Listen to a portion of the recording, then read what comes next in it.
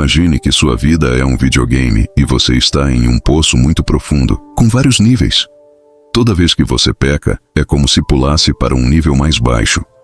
De repente alguém aparece, joga uma corda para você e diz para segurá-la, para que ele possa te puxar para fora. Você sabe, no seu coração, que ele é um cara bom. Você fica pensando se deve ou não pegar a corda, mas decide não tocá-la e, em vez disso, desce ainda mais no poço escuro. Mas, enquanto você faz isso, percebe algo interessante. Toda vez que você desce mais, a corda fica mais longa. Não importa o quão fundo você vá na escuridão, a corda ainda está lá. Mesmo quando está tão escuro que você não consegue vê-la, ela está presente, e você pode agarrá-la a qualquer momento. Aqui está o problema. A maioria das pessoas pensa no pecado imperdoável como um nível tão profundo que nem mesmo a corda da graça de Deus pode alcançar. A ideia de que exista algum pecado tão grande que o sangue de Cristo não possa cobrir é impensável para nós, cristãos. Basta olhar para este versículo. Onde o pecado abundou, superabundou a graça. É por isso que muitos estudiosos respeitados da Bíblia sugerem que o pecado imperdoável não tem a ver com o comprimento da corda, mas sim com o tempo. Eles dizem que uma pessoa tem um tempo limitado para escolher agarrar a corda. Você pode fugir de Cristo o quanto quiser, até que, eventualmente, você morre. Aí, sua chance de agarrar a corda acaba. E isso é verdade. A Bíblia diz que aos homens está ordenado morrerem uma só vez, vindo depois disso, o juízo. Você só tem uma vida para fazer sua escolha entre a graça salvadora de Cristo ou o seu pecado.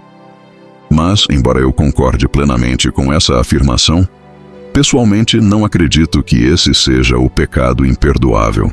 Por quê? Porque não é isso que o texto diz. Veja Mateus 12:31. Jesus diz que a blasfêmia contra o Espírito Santo não será perdoada. A palavra blasfêmia usada aqui significa literalmente falar mal contra. Jesus até define blasfêmia no versículo seguinte: se alguém proferir alguma palavra contra o Filho do Homem, ser-lhe-á isso perdoado. Mas, se alguém falar contra o Espírito Santo, não lhe será isso perdoado. Então, o pecado imperdoável é simplesmente dizer algo ruim contra o Espírito Santo.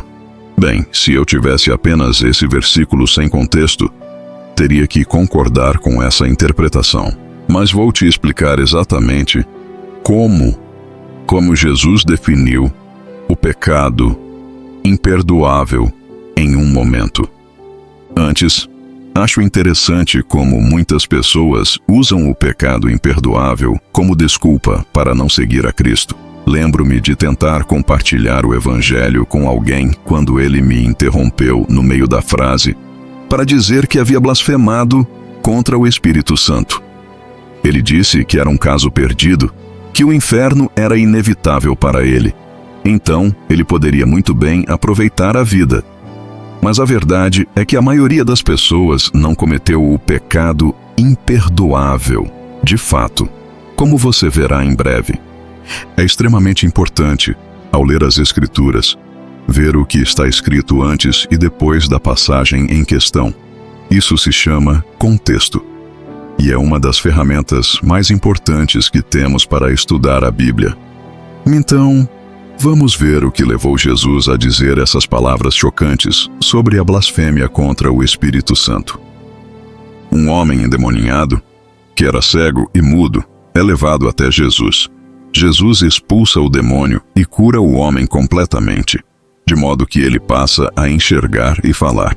As multidões, é claro, ficam maravilhadas e, sem dúvida, lembraram do que aprenderam quando eram crianças judias na escola bíblica.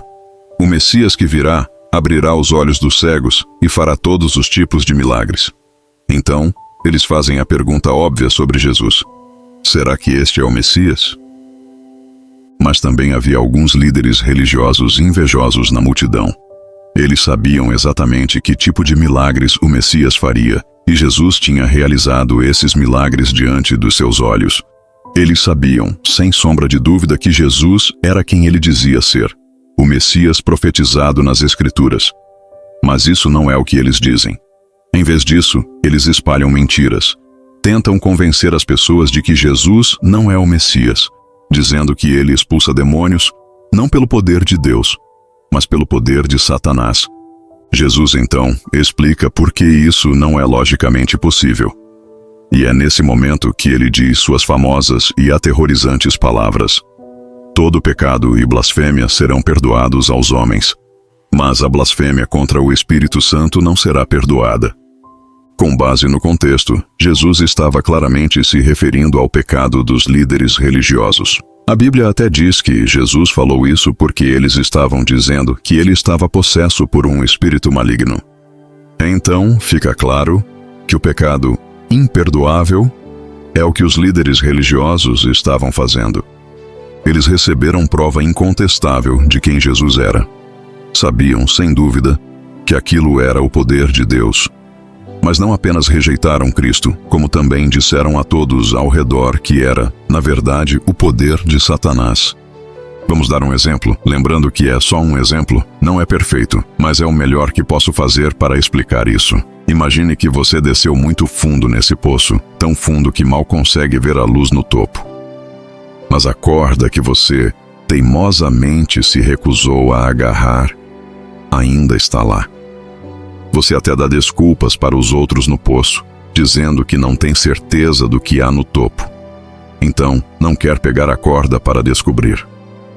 De repente, uma pomba gigante desce até o poço escuro, pega você e voa de volta ao topo. Seus olhos se ajustam à luz e você consegue ver a beleza e a bondade de Deus.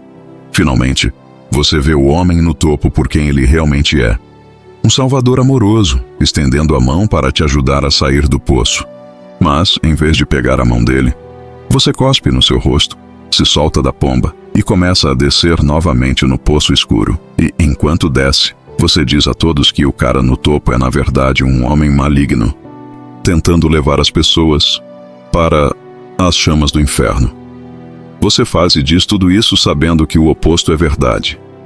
E por essa razão, embora isso entristeça seu coração, o Salvador aceita sua rejeição total e remove a corda de você, deixando-o com sua decisão.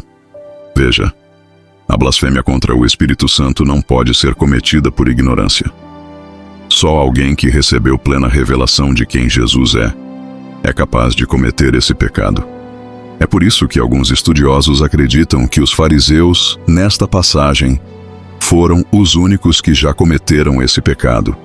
Eles receberam toda a luz, mas a chamaram de trevas. Embora eu pessoalmente acredite que seja possível cometer esse pecado, acho altamente improvável, porque a maioria das pessoas não recebeu tanta luz. Elas não podem se esconder atrás do pecado imperdoável. A corda ainda está lá para elas agarrarem. Não importa o quão longe tenham fugido de Deus. Talvez você tenha sido como aquele homem, fugindo de Deus e indo cada vez mais fundo no seu pecado. Você sente que caiu tão longe de Jesus que tudo o que vê é a escuridão do seu pecado, e tudo o que ouve é um eco fraco da voz dele.